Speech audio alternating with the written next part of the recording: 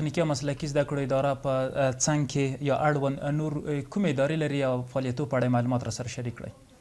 حامدا و مصلیا بسم الله الرحمن الرحیم. د تخنیکي او مسلکي زده کړو اداره خو یوه مسلکي اداره ده چې په مسلک او تخنیک کې د زده کوونکي روزي، زده کړې ورکوي، نورو ته تعلیم ورکوي، ځوانان روزي.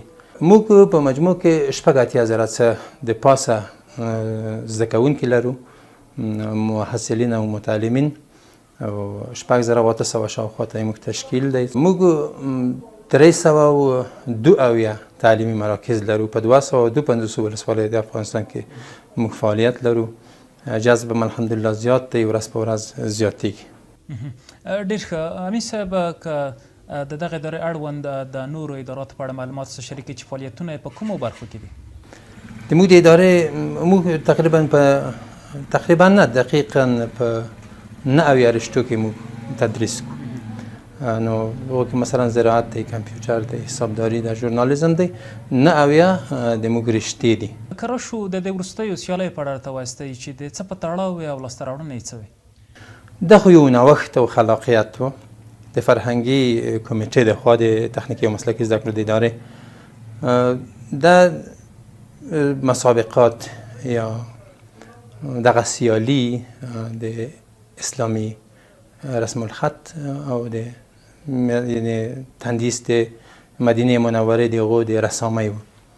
د موږ هدف په ټوله کې دا و چې ځوانان، هغه که خویندې دي او که ورونه، ځکه دواړو طبقو شرکت پکې کړی و ښه په لوړه سطحه باندې. نو یو پیغام دنیا ته هم دی چې د افغانستان خویندې او ورونه ټول د اسلام سره څومره مینه او محبت لري، او ضمناً به د نړۍ مسلمانان دغو نکتو ته توجه زیاته کوي او ورته متوجه بشي. مثلا موږ په هر بعد کې نقاشان لرو په نړۍ کې، په خط کې هم لرو، اما دغو ته توجه کمه وه، خصوصا په اسلامي ممالکو کې. نو دا یو نوښت تخنیکي او مسلکي زده کړو د ادارې و. ډېر ښه. امین صاحب، که وایاستئ چې دغه شاګردان دغه ګډون کوونکي چې وو یوازې د تخنیکي او مسلکي زده کړې ادارې وو یا هم نور آزاد کسان هم کولی شول چې په دغه سیالیو کې برخه اخیستې وای؟ ډېره ښه پوښتنه ده، همت صاحب، مننه. دا آزاد رقابت فقط دومره وه چې محدودیت د استادانو دپاره و، یعنې هغه کسان چې استادان دي هغه شرکت نشي کولی. نور که د موږ د انستیتوت مربوط وو یا د موږ د ادارې د انستیتوتونو یا د مسلکي لیسو او که نه وو، خو دا آزاد و. فقط استاد که هغه په آزادانه توګه و، که د موږ استادان وو، استادانو ته اجازه نه وه. ډېر ښه. که راشو دې ته، زه پوهېږم تاسو ته هم معلومات شته دي چې په افغانستان کې ډېر ښه مخترعین شته دي، اختراع کوونکي شته دي.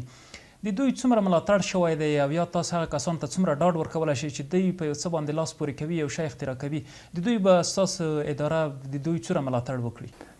د موږ مسؤلیت دا دی چې موږ نسلونه وروزو. موږ د دوی دپاره نه یو راغلي چې موږ اقتدار تشبث کړو یا سلطه په خلکو باندې ومنو.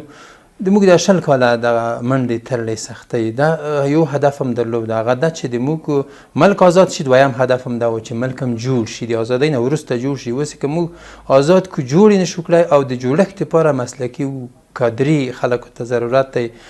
دا موږ که لرو نو د تاسو د رسنۍ نه، موږ مخکې هم د خبره ما په ملي تلویزیون کې وکړه چې موږ کادري خلکو ته ځانګړې توجه کوو. نو په ټول افغانستان کې چې هر ځای فني خلک وي، او که ځوانان دي، که زده کوونکي او محصلین دي، او که استادان دي، د موږ سره چې په تماس کې شي انشاءالله هغوی به دست نه پاتې کېږي. ډېره مننه امین صاحب. د ځوانانو د مسلکي او حرفوي روزنې لپاره به نور ستاسو پلانونه څه وي چې دوی لا تشویق شي او لا هم مسلکي روزنه دوی ته ورکړل شي؟ ډېره ښه خبر ده. موږ په پلان کې ډېر څه لرو. تر ټولو مخکې دا ډېره ضرور ده چې موږ امکانات لرو. کله چې امکانات نه وي بیا هغه پلانونه نه تطبیق کېږي، اهدافو ته سړی نشي وصل کېدلی. موږ امکانات لرو، ماشینالات لرو. باور وکړه همت صاحب، موږ داسې ماشینونه لرو، شاید تاسو خبر وئ چې د موږ د هغو د چلښت دپاره اوس خلک نه لرو چې دا ماشینونه څه رقم وچلوو. یعنی امکانات هم بیخي زیات دي اما قحط و رجال دی محکمه درته وویل. نو د موږ ډېر تمرکز او فوکس پر همدغې نکته دی چې څومره موږ وکولی شو زر ځوانه طبقه موږ خپله وکولی شو چې هغوی ترین کو یا تربیه کو څو دغه واک د نظام د بار د اوږو د موږ چې دی دا دوی ته وسپارو. دا د موږ هدف ډېره مننه میسو که د وروستۍ پوښتنې په ځواب کې راته ووایاستئ چې د تخنیکي او مسلکي زده کړو اداره به په راتلونکي کې څه پلان ولري؟ انشاءالله موږ پلانونه داسې لرو چې په 255 ولسوالیو کې خو موږ فعالیت لرو. موږ غواړو چې د خپل فعالیت د افغانستان ټولو نکاتو ته انتقال کړو. اوس مثلا د یادونې وړ ده که نه، اوس موږ د جوزجان ولایت په قوشتېپه ولسوالۍ کې د زراعت مسلکي لیسه ایجاد کړې ده. د دو کار ټول خلاص دی، تشکیل مکمل دی. ولې؟ ځکه چې موږ په وخت ته کار وکړو. اوس ضرورت دا دی چې د قوشتېپې کانال کنه الحمدلله یو ډېره لویه لاسته راوړنه، یوه ډېره لویه خوشحالي ده چې د ټولو افغانانو زړونه یې خوشحاله کړي، هغه که په خارج کې دي که هم په داخل کې دي. نو موږ ولې هلته زر لاس په کار شو؟ یعنی موږ په وخت غواړو چې کار وکړو. موږ نیرو بشري چې 80% د موږ د ټولنې ضرورت دی او موږ 80% عملي زده کړې ورکوو. نو ډېر فوکس او تمرکز هم په همدغې وي چې څومره زر وکولی شو په وخت خلکو ته خدمت وکړو.